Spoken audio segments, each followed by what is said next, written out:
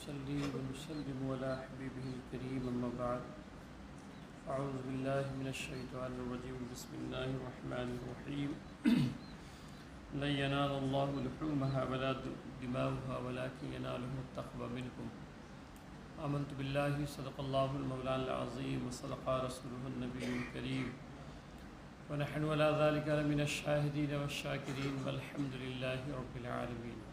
ان ایام میں وہ اصل ہے وہ ہے قربانی۔ وہ قربانی جو ہے وہ ہر صاحب استطاعت پر جو مالک نصاب ہو اور استطاعت رکھتا اس پر کیا ہے، یہ واجب ہے، یہ واجب ہے۔ قربانی بھی اللہ تعالیٰ قرآن مقدس میں فرماتا ہے، جو میں نے آیت پڑھی ہے، لن ینال اللہ لحومها ولا دماؤها ولکن ینالہ التقوی منکم۔ قربانی کی اصل کیا ہے؟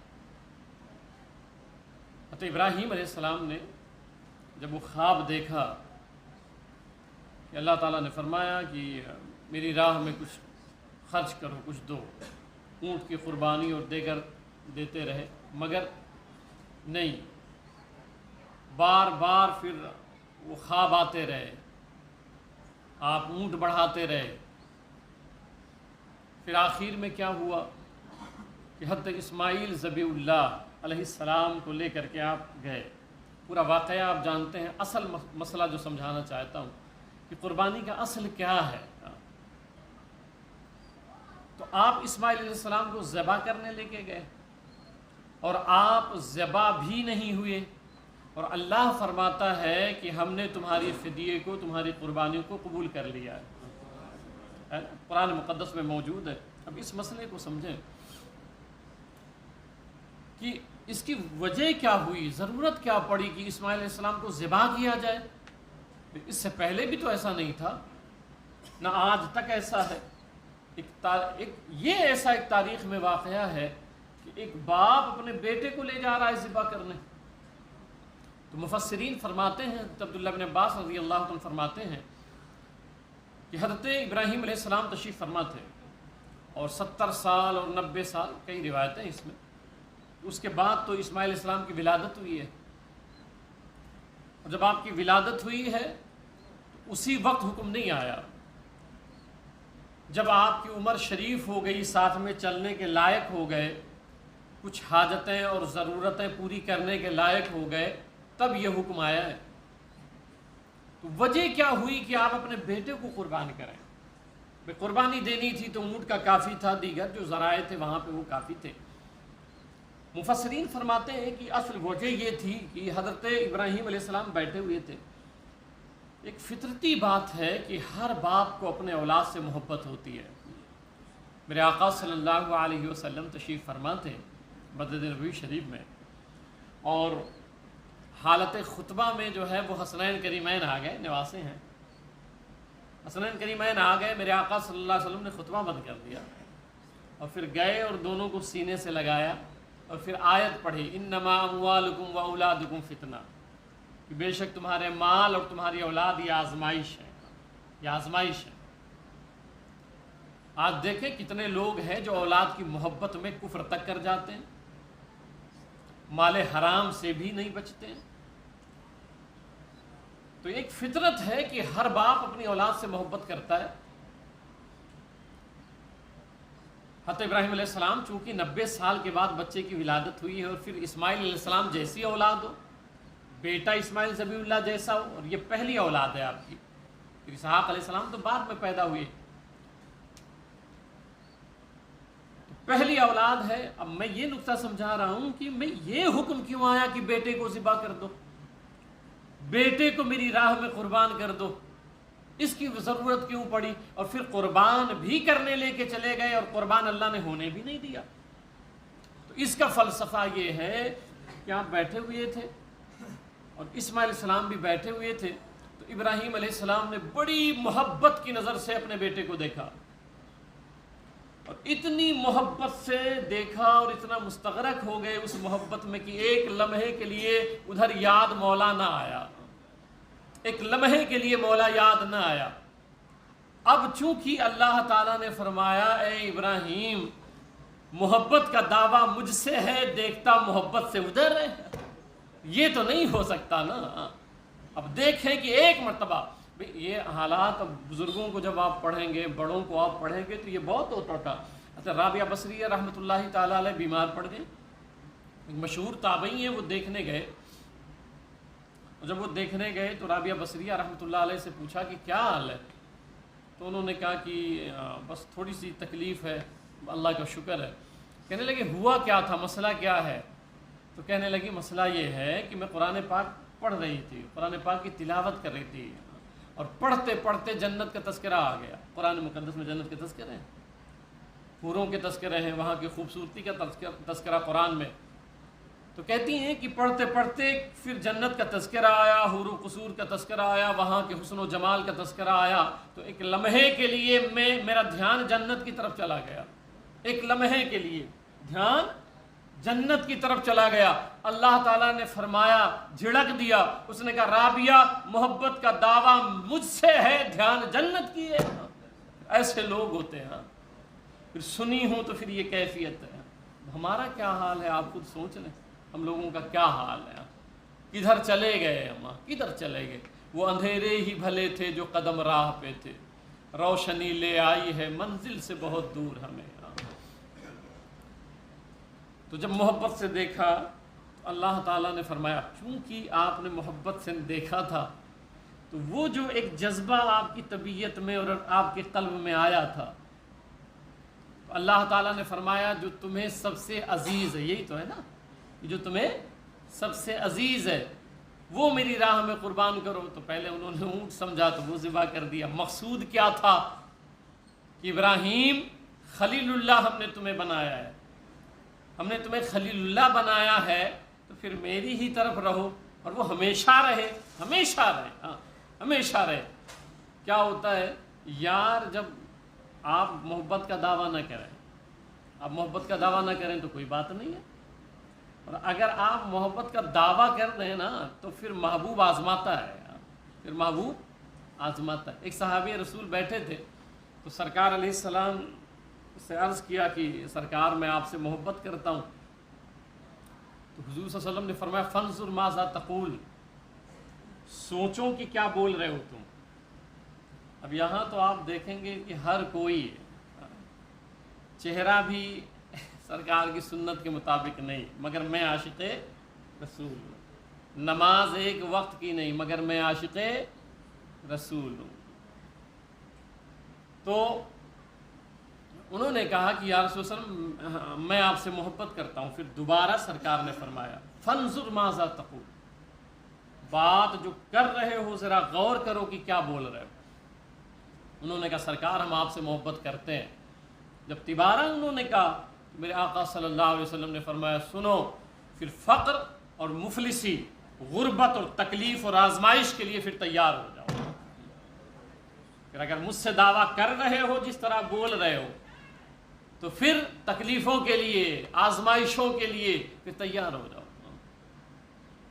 تو جتنے بھی دعویٰ کیے کن کن حالات سے وہ گزرے، کوئی سولی پہ لٹکا دیا گیا، کسی کا کھال نکلوا دیا گیا، کسی کے ساتھ کیا کیا گیا، کسی کے بیٹے کو ذبح کرنے کے لیے کہا گیا۔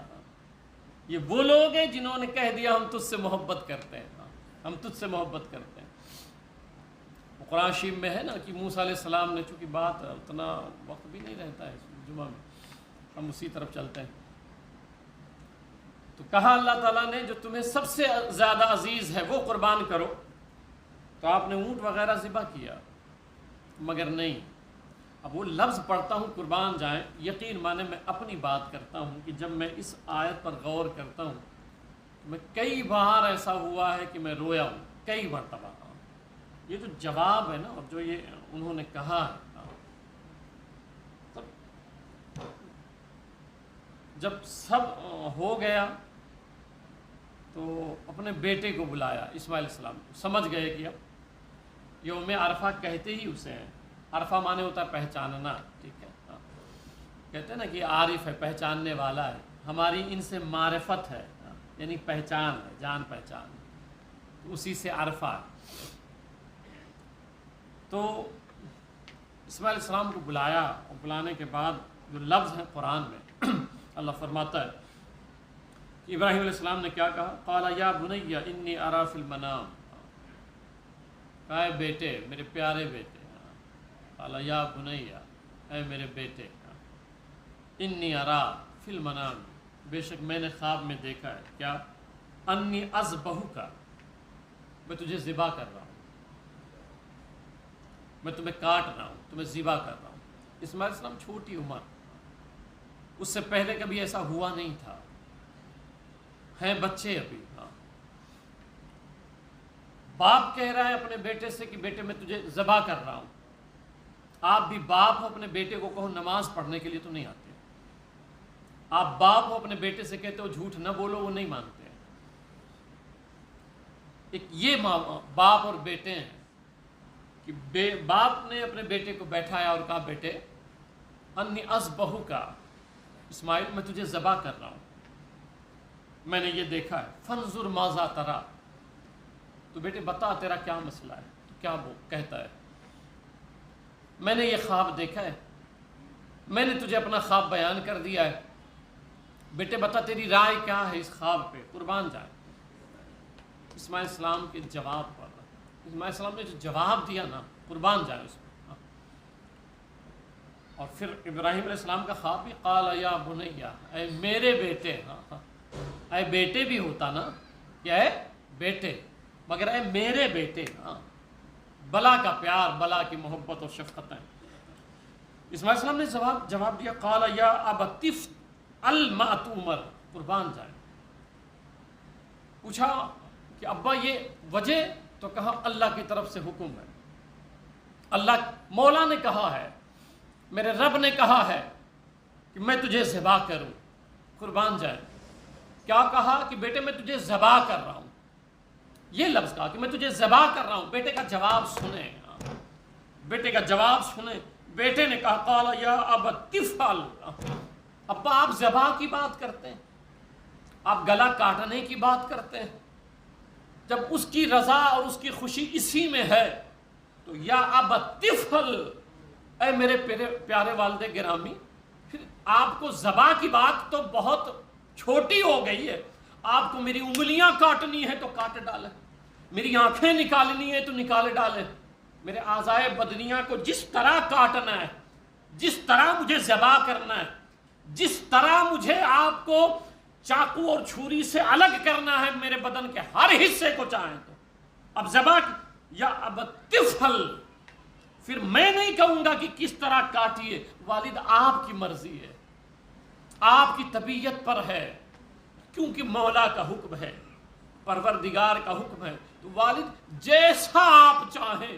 اسماعیل حاضر ہے قربانی کے لیے، اسماعیل تیار ہے قربانی کے لیے، ستجدنی انشاءاللہ من الصابرین۔ اور والد صاحب ایسا مسئلہ نہیں ہے کہ یہ میں صرف زبان سے کہہ رہا ہوں، قربان جائیں، بیٹا اپنے باپ کو سمجھا رہا ہے کہ والد یہ مت سوچیے گا کہ یہ جو میں کہہ رہا ہوں کہ آپ جس طرح چاہیں مجھے کاٹ دیں، ذبح کر دیں تو میں بعد میں مکر جاؤں گا اور بعد میں ڈر جاؤں گا۔ کہتے نہیں، آپ گھبرائیے گا نہیں، ستجدنی انشاءاللہ من الصابرین، اللہ نے چاہا ان قریب مجھے صابرین میں سے آپ پائیں گے، جو میں نے کہہ دیا وہ ویسے ہی کروں گا، ویسے ہی کروں گا۔ بقیہ تو آپ جانتے ہیں کہ پھر حالات کیا ہوئے کہ جب آپ لے کر کے چلیں تو شیطان جو ہے وہ برگلا رہا تھا۔ ایسا جب آپ پڑھیں نا ان کو، ایسا ایمان، آج تو ہمارے پاس سب کچھ ہے مگر ایمان اتنا کمزور ہے، اتنا کمزور ہے۔ شیطان آیا اور اس نے کہا کہ ابراہیم علیہ السلام سے کہ کوئی باپ اپنے بیٹے کو ذبح کرتے؟ ابھی جیسے مثال کے طور پہ بہت سارے یہاں بیٹھے ہوں گے تو یہ ذہن میں آتا ہے نا، یار قربانی کا پیسہ صدقہ کر دو نا، یا جانور کون ذبح کرے گا، یا جانور کا جان لینا۔ یہ آپ کی سوچ ہے، دین نام ہے سرکار کی باتوں پر سر جھکا دینے کا، اطاعت نام ہے اپنے عقل و شعور کو حضور صلی اللہ علیہ وسلم کے قدموں میں ڈال دینے کا۔ یہاں تو آپ جانور کے تعلق سے ڈیبیٹ ہوتے ہیں اور باتیں ہوتی ہیں، اور وہاں وہ والد اپنے بیٹے کو لے کے جا رہا ہے، والد اپنے بیٹے کو لے کے جا رہا ہے۔ باپ کے پاس کہا کہ یہ خواب ہے اور خواب غلط بھی ہو سکتا ہے، تو آپ کیوں لے کے جا رہے ہیں؟ آپ نے فرمایا مردود تو شیطان ہے، نکل جا یہاں سے۔ وہاں سے مایوس ہو گیا۔ آج آپ دیکھیں نماز آپ پڑھنے جب آئیں گے تو اسی وقت آپ کو خیال آئے گا سب۔ نماز سے پہلے ہوٹل پہ بیٹھے ہو کوئی خیال نہیں، مگر اذان ہو گئی، اگر آپ نے یہ نیت کر لی کہ نماز کے لیے جانا ہے، آپ دیکھ لیجئے گا یہاں سے پیسہ لینا ہے، فلاں کو فون کرنا ہے، فلاں کے لیے میں یہ بولا تھا، اسی وقت سارا ذہن میں آئے گا۔ کیونکہ ابلیس ڈائریکٹ آ کے آپ کو نہیں منع کر سکتا کہ نماز کے لیے نہ جاؤ، ورنہ تو آپ کو پتہ ہی چل جائے گا کہ یہ ابلیس ہے۔ وہ ڈائریکٹ کبھی نہیں آتا ہے۔ یوسوس فی صدور الناس من الجنۃ والناس، وہ جو لوگوں کے دلوں میں وسوسہ ڈالنے والے وہ دو ہیں، ایک جو ہے وہ جناتوں میں سے شیاطین ہیں جو وسوسہ ڈالتے ہیں، خیال آتا ہے یار ارے جا رہو بعد میں چلوں گا، یار پھر کمر میں درد اسی وقت اٹھ جاتا ہے، تکلیفیں اسی وقت ہو جاتی ہیں۔ نہیں، یہ سب شیطانی حربہ ہے۔ رات میں ابھی سوتے ہو یار آج تہجد پڑھوں گا، کتنے بہت سے تو ایسے ہوں گے جو 6 مہینے اور کئی مہینوں سے اور سالوں سے یہ سوچ رہے ہوں گے ابھی شروع کروں گا، آج تک نہیں کر پائے، اور قبر میں چلے جائیں گے۔ قبر میں چلے جائیں، شیطان ہونے نہیں دے گا آپ کو، یہ شیطان کرنے نہیں دے گا آپ کو، کبھی بھی نہیں کرنے دے گا آپ کو۔ اب جب یہ خیال آئے تو سمجھ جاؤ کہ آپ شیطان کے نرگے میں آ گئے ہو، شیطان کا حاوی ہو چکا ہے آپ پر۔ یہ وسوسوں کے خلاف لڑو، جہاد کرو ان کے خلاف، وسوسوں کے خلاف جاؤ۔ تو پھر مایوس ہو کر کے اسماعیل السلام کے پاس گیا، اس نے کہا آپ کو پتہ ہے آپ کے والد کہاں لے کے جا رہے ہیں؟ اب یہ جو آیت ہے نا کہ میں تجھے ذبح کرنے جا رہا ہوں، یہ عین ذبح سے پہلے ہے، عین ذبح سے پہلے۔ اور یہاں تو یہ ہوا تھا کہ اس وقت ان کو نہیں کہا گیا جب جا رہے تھے۔ تو شیطان نے کہا، اسماعیل السلام نے کہا کہ اگر مولا اس پر راضی ہو جائے تو ایک اسماعیل کی کیا حیثیت ہے، پھر میری جانیں تو اللہ کی رضا پر قربان۔ حضرت ہاجرہ کے پاس بھی اس نے آیا۔ اب میں سمجھا اس لیے بتا رہا ہوں، مشہور یہ بات ہے، مگر سمجھا اس لیے رہا ہوں کہ یہ شیطان کا حربہ ہمارے اور آپ کے ساتھ بھی ہو رہا ہے۔ اتنے سال سے آج تک نمازی نہیں بن پائے ہو، کیوں؟ آپ کو کیا لگتا ہے نماز کے لیے اللہ روکے گا؟ آپ کو لگتا ہے نیکیوں کے لیے اللہ روکے گا؟ آپ کو ایسا لگتا ہے؟ کبھی نہیں۔ اللہ تو چاہتا ہے کہ آپ نیکیاں کرو، مگر یہ جو شیطان ہے، ان الشیطان للانسان عدو مبین، شیطان انسان کا کھلا ہوا دشمن ہے۔ اب دشمن، اللہ نے قرآن میں فرمایا کہ یہ دشمن ہے، دشمن کبھی چاہتا ہے کہ آپ ترقی کر جاؤ؟ آپ کا دشمن نہیں چاہتا ہے آپ ترقی کر جاؤ، آپ ہمیشہ پریشان رہو۔ اور اللہ نے فرمایا وہ کھلا ہوا دشمن ہے۔ کتنے لوگ ہیں جو نماز پڑھتے تھے چھوڑ دیے، آتے تھے نہیں آتے۔ آپ کو کیا لگتا ہے کہ اللہ کے فضل میں کوئی کمی ہو جائے گی؟ اللہ کی شان آپ کے نماز نہ پڑھنے سے گھٹ جائے گی؟ نعوذ باللہ، ایسا کچھ نہیں ہے۔ آپ اگر رب کے دربار میں آؤ گے تو آپ کی شان بڑھ جائے گی، آپ کی عزت بڑھ جائے گی، آپ کی آخرت بن جائے گی۔ یہ سب آپ کے لیے، آپ کے لیے۔ پوری دنیا اس کو سجدہ نہ کرے، وہ رب تھا ہے رہے گا۔ پوری دنیا سجدے میں گر جائے، وہ رب تھا ہے رہے گا۔ ہمیں اپنی فکر کرنی ہے۔ تو شیطان کے وسوسوں سے بچیں آپ، اس لیے سمجھا رہا ہوں۔ میں نے اس پہ خود پہ بڑی محنت کی ہے، بڑی محنت کی ہے، اس لیے میں پریکٹیکل بھی آپ کو سمجھاتا ہوں اور بتاتا ہوں۔ اس میں آپ نرگے میں آ جاتے ہیں اس کے، اور پھر ٹال دیتے ہیں۔ کبھی آج تک نہیں ہوا ہوگا کہ آپ نیکی گناہ ٹال دیں کہ نہیں کل کریں گے گناہ، ایسا کبھی نہیں ہوتا ہے۔ مگر نیکی ہمیشہ ذہن میں بنتا ہے، یار ابھی تھوڑی دیر بات کر لیں گے، یار ابھی یہ صدقہ خیرات کرنا ہے، چلو بعد میں کر لیں گے، یار ابھی تو ہے یہ جیب میں ہی تو پڑا ہوا ہے، چلو کر لیں گے۔ ایسا نہ کریں۔ المختصر یہ کہ شیطان مایوس ہو گیا، حضرت ابراہیم علیہ السلام لے کے گئے، اسماعیل علیہ السلام کو لٹا دیا، اور لٹانے کے بعد جانتے اسماعیل علیہ السلام نے کیا کہا کہ ابا ہاتھ پیر میرے جو ہے وہ باندھ دیجیے، اپنی آنکھوں پہ پٹی ڈال دیجیے۔ ایسی اولاد، سبحان اللہ، ایسا بچہ اپنی آنکھوں پہ پٹی باندھ لیں، کہیں ایسا نہ ہو کہ آپ مجھے وقت ذبح دیکھیں اور پھر باپ کی محبت غالب آ جائے، اور چھری کو تیز کر لیجئے۔ ابراہیم علیہ السلام نے ساری شرطیں مانی، اور جانتے ہیں کیسے لٹایا تھا؟ اسماعیل علیہ السلام، نوجوانوں، میرے بچوں، میرے ساتھیوں، اسماعیل علیہ السلام نے کہا والد گرامی مجھے سر کے چہرے کے بل لٹائیے، میری پیشانی یوں رہے، میری پیشانی زمین پر رہے۔ باپ نے پوچھا بیٹے کیوں؟ تو کہا کہ اللہ کو سجدہ بہت پسند ہے، یہی وجہ ہے نماز میں بندہ جب کھڑا ہوا اللہ کے قریب ہوا، رکوع میں گیا اور قریب ہو گیا، جب سجدے میں گیا تو بالکل اللہ کے قریب ہو جاتا ہے۔ تو کہا اللہ کو سجدہ بڑا پسند ہے، اور مجھے وقت ذبح میں میری خواہش یہ ہے کہ میں سجدے میں رہوں اور آپ میری گردن کاٹ دیں، مجھے ذبح کر دیں، تاکہ سجدے کا ثواب الگ مل جائے، قربان ہونے کی نیکی الگ مل جائے۔ نوجوانوں، وہ اسماعیل علیہ السلام ہیں، ان کو سجدہ اتنا پسند ہے۔ ایک زمانہ ہو گیا آپ کو چھوڑے ہوئے، رمضان شریف میں آئے تھے، پھر بھول گئے اس در کو، اس گھر کو۔ کوئی کمی ہو گئی تھی کیا رمضان شریف میں آپ آتے تھے تو اللہ نے آپ کو رزق نہیں دیا، یا آپ کا کاروبار نہیں چلا، یا کچھ مسئلے ہو گئے جو آپ ناراض ہو گئے؟ رمضان شریف میں جتنا فروٹ آپ کھا لیتے ہیں پورا سال نہیں کھاتے ہوں گے، جتنا آپ خرچہ اور صدقہ اور خیرات اپنے گھر والوں کو کھلا پلا رمضان میں دیتے ہیں وہ پورا سال نہیں ہو پاتا ہے۔ کتنی برکتیں ہوتی ہیں، تو پھر کیوں ایسا؟ اپنے رب کی طرف آ جاؤ، اپنے رب سے جڑ جاؤ۔ آپ نے چھری لیا اور پھر جب ذبح کیا تو چھری نہیں چلی، وہ پورا جانتے ہیں آپ۔ پھر حضرت جبریل علیہ السلام آئے اور کہا کہ اللہ تعالیٰ نے وہ دمبا لائے اور ذبح کر دیا، اور کہا اللہ تعالیٰ نے قبول کر لیا۔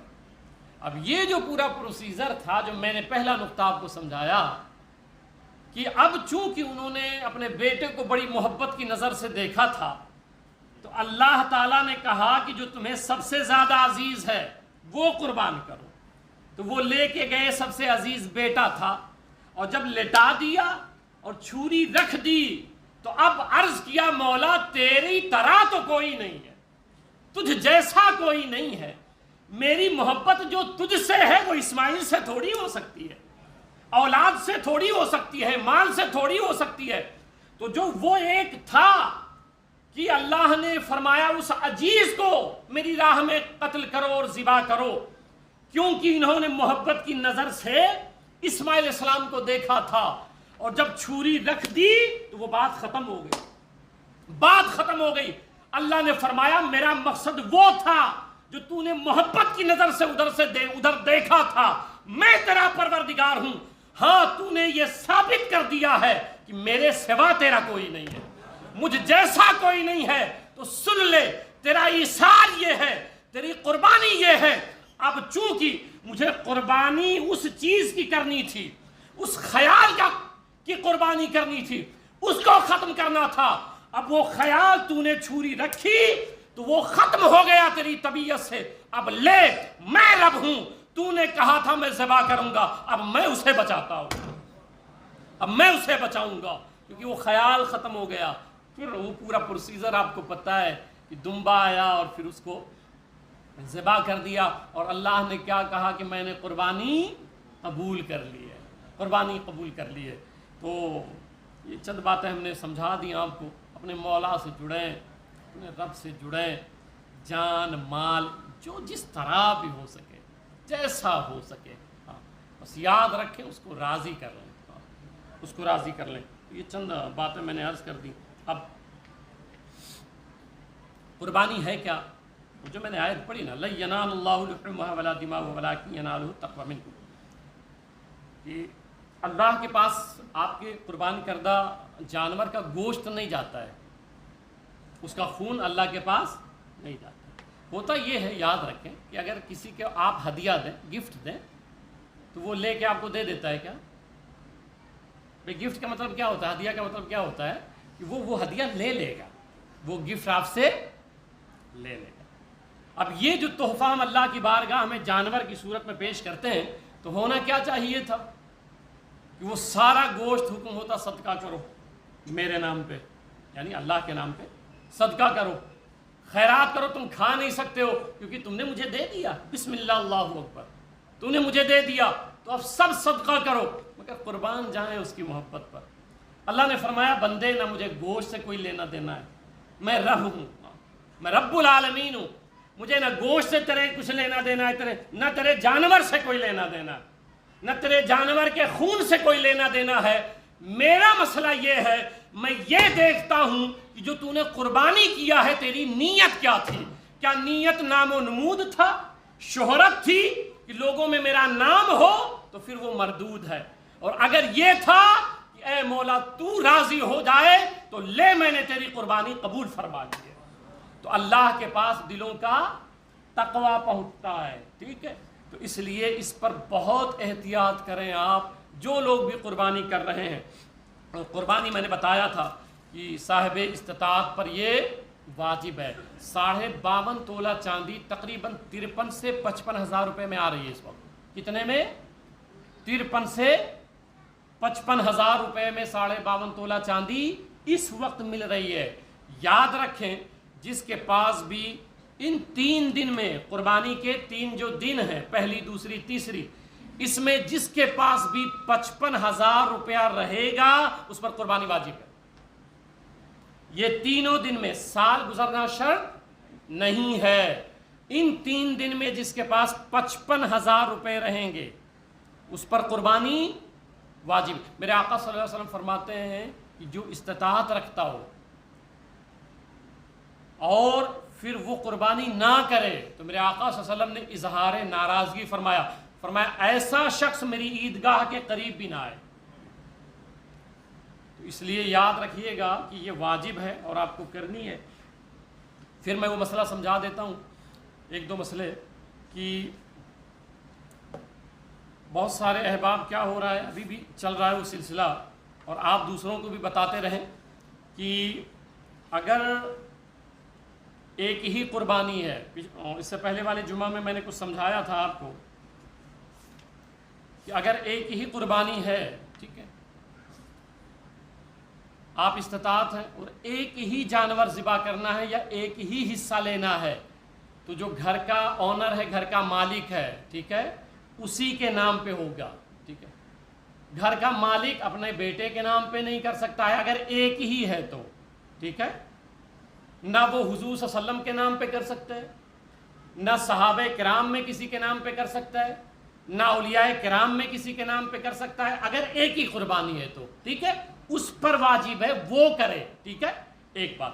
دوسری بات یہ ہے، یہ بھی مسئلہ سمجھا دوں آپ کو، کہ بہت سارے لوگ جو ہے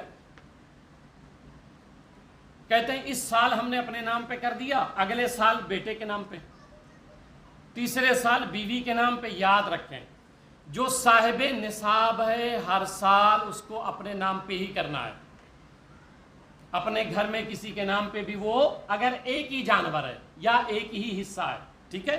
ہاں اگر جیسے میں مالک نصاب ہوں، اب میں قربانی کر رہا ہوں، تو اب ایک حصہ تو میرا ہے یا ایک جانور میں کروں گا، ٹھیک ہے۔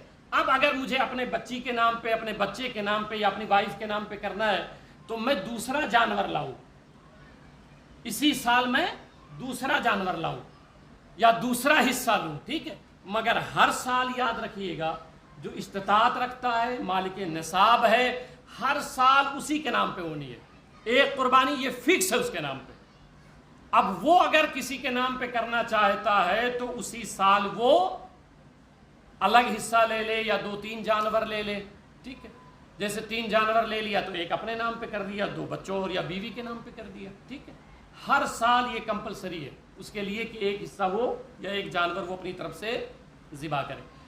بیوی کے پاس اگر زیور اتنا ہے تو بیوی پر الگ واجب ہے، آپ کے پاس اتنا پیسہ ہے آپ پر الگ واجب ہے۔ آپ کا بیٹا ہے وہ کماتا ہے اور اتنا پیسہ اس کے پاس ہے کہ وہ 55,000 روپیہ ہے اس کے پاس، اس پر الگ واجب ہے، ٹھیک ہے۔ آپ کا بھائی ہے وہ کماتا ہے الگ، اس کے پاس اتنے پیسے ہیں، اس پر الگ واجب ہے، ٹھیک ہے۔ تو یہ ضروری مسئلہ تھا۔ اب بہت سے لوگ کیا ہوتا ہے مسٹیک کہاں کر رہے ہیں، ایک ہی جانور لائے ہیں اور واجب ان پر ہے اور وہ کہہ رہے ہیں حضور صلی اللہ علیہ وسلم کے نام پہ ذبح کر دیں۔ یاد رکھیں اگر سرکار اسلام کے نام پہ بھی آپ نے ذبح کر دیا اور ایک ہی جانور تھا اور واجب آپ پر قربانی تھی اور آپ نے سرکار کے نام پہ کروا دیا، آپ گنہگار رہیں گے، آپ پر وہ واجب مسلط ہی رہے گا، ٹھیک ہے۔ اگر سرکار کے نام پہ کرنا ہے اور کرنا چاہیے، سرکار سلام کے نام پہ اگر اوساط اللہ نے دیے تو کریں، مگر اپنا جو واجب ہے وہ نہ بھولیں۔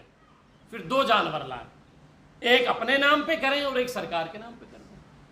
2 جانور لائیں، ایک اپنے نام پہ کریں، ایک جس کے نام پہ کرنا ہے ان کے نام پہ کر دیں۔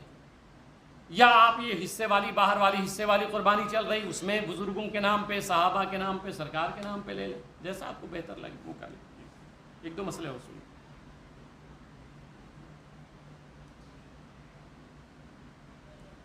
جانور ذبح کرتے وقت ایک دوسرے شخص نے مطلب جیسے ذبح کرتے ہیں نا، تو جیسے بسم اللہ اللہ اکبر یہی پڑھ کے ذبح کیا جاتا ہے نا۔ اب کوئی ایسا شخص ہے جو یہ پڑھا ہی نہیں جان بوجھ کر کے، تو جانور کیا ہو جاتا ہے، وہ مردار، حرام ہے نا۔ یاد رکھیے گا، یا تو بد مذہب کوئی ذبح کر دے، اہل سنت والجماعت مسلک کے اعلیٰ حضرت کے علامہ کوئی شخص ذبح کرے، وہ بھی جانور کیا ہوتا ہے، مردار، ٹھیک ہے۔ دوسرا بسم اللہ اللہ اکبر جس کا عقیدہ درست نہیں ہے اس سے ذبح کرائیں گے، ظاہر سی بات ہے حرام ہو گیا وہ۔ دوسرا یہ ہے کہ اس نے بسم اللہ اللہ اکبر جان بوجھ کے نہیں پڑھا تو بھی وہ جانور کیا ہو گیا، حرام۔ اب ایک بات، اب یہاں ایک خاص مسئلہ سنیں کہ اگر وہ بھول گیا بسم اللہ اللہ اکبر پڑھنا، بھول گیا، تب وہ حلال رہے گا، سہون اگر ہوا، غلطی ہوئی، ٹھیک ہے، تو حلال رہے گا، ایک مسئلہ۔ دوسرا مسئلہ سمجھ لیں کہ اگر وقت ذبح جو چھری لیے ہوئے ہیں، آپ لوگ یہ بہت کر لیتے ہیں، چونکہ میں پہلے جاتا تب تو نہیں جاتا، اور اشراف ہمارا اللہ انہیں سلامت رکھے، بڑی محنتیں کرتے ہیں، تو میں جب جاتا تھا تو میں نے بھی دیکھا ہے کہ وہ لڑکا ہے تو بولے بیٹا چھری پہ ہاتھ رکھ دو، ٹھیک۔ جو لوگ جانور پکڑے ہوئے ہیں ان کو نہیں پڑھنا ہے بسم اللہ اللہ اکبر، یاد رکھیے، کس کو پڑھنا ہے، جو ذبح کر رہا ہے، جو چھری لیے ہوئے، ٹھیک ہے۔ اب اگر کسی نے آ کے چھری پہ ہاتھ رکھ دیا، آپ نے کہا بیٹے تم بھی رکھ دو، ہاتھ رکھ دو، بڑا وہ ہوتا ہے نا، لاڑ پیار ہوتا ہے بچوں کو، بھائی ہاں رکھ دیجئے، آپ بھی رکھ دیجئے، مسئلہ سن لیں۔ تو اب جس نے چھری پہ ہاتھ رکھا، فتاوی رضویہ شریف سے مسئلہ سن لیں، بے شک تو دونوں پر بسم اللہ پڑھنا ضروری ہے، جو چھری پہ ہاتھ رکھے اور جو سلہ مار رہا ہے، جو حافظ صاحب ہیں اور جو آپ کا لڑکا ہے، دونوں پر پڑھنا ضروری ہے۔ ان میں اگر کسی نے بھی قصدن یعنی جان بوجھ کر کے بسم اللہ نہ پڑھی تو جانور مردار ہو جائے گا۔ اب یہ مسئلہ عموماً لوگوں کو نہیں پتا ہے، وہ بچے کو کہتے ہیں ہاتھ رکھ دیجئے، کوئی نوجوان رہتا ہے اس کو بھی بڑا شوق ہوتا ہے، وہ حافظ جی کے ساتھ ہاتھ رکھ دیتا ہے، تو اگر اس نے ہاتھ رکھا اور حافظ جی بھی پکڑے ہوئے تھے چھری کو اور اس نے بسم اللہ اللہ اکبر جان بوجھ کے نہیں پڑھا تو وہ مردار حرام ہو گیا، مردار ہو گیا، جانور ہی حرام ہو گیا، ٹھیک ہے۔ تو یاد رکھیے یہ اس پہ احتیاط کیجئے گا آپ تمام حضرات۔ اور اگر بس ایک مسئلہ اور سن لیں کہ وہ ذبح کرتے کرتے جو ہے منڈی اگر الگ ہو گئی، ٹھیک ہے، تو ایک مرتبہ بہت پہلے ایک صاحب تھے، اللہ ان کی مغفرت فرمائے، انتقال ہو گیا، تو وہ کر دیے تھے الگ۔ جب اس وقت میں نیا نیا آیا تھا تو میں جاتا تھا، انہوں نے الگ کر دیا، تو وہ پھر ان کو پکڑ لیے اور بولے کہ اب وہ پورا پیسہ دے، جانور کہاں پورا پیسہ دے، حرام ہو گیا۔ تو مسئلہ واضح کر دوں کہ اگر منڈی ذبح کرتے ہوئے الگ ہو جائے گی تب بھی کوئی مسئلہ نہیں ہے، ٹھیک ہے، منڈی بھی جائز ہے، ٹھیک ہے، وہ الگ ہو گئی وہ بھی جائز ہے، ٹھیک ہے۔ اللہ تعالی ہم سبوں کو مسائل کی سمجھ عطا فرمائے۔ اور میں آپ سب کو کہتا ہوں کہ قربانی کے تعلق سے اس طرح کے مسائل آپ آ کے پوچھ لیا کریں، میں بیٹھا رہتا ہوں آپ کی خدمت کے لیے، کہ کبھی بھی کوئی بھی مسئلہ ہو تو کم سے کم آ کے مجھ سے پوچھیں، مجھ سے سیکھیں، تاکہ آپ گنہگار نہ ہوں۔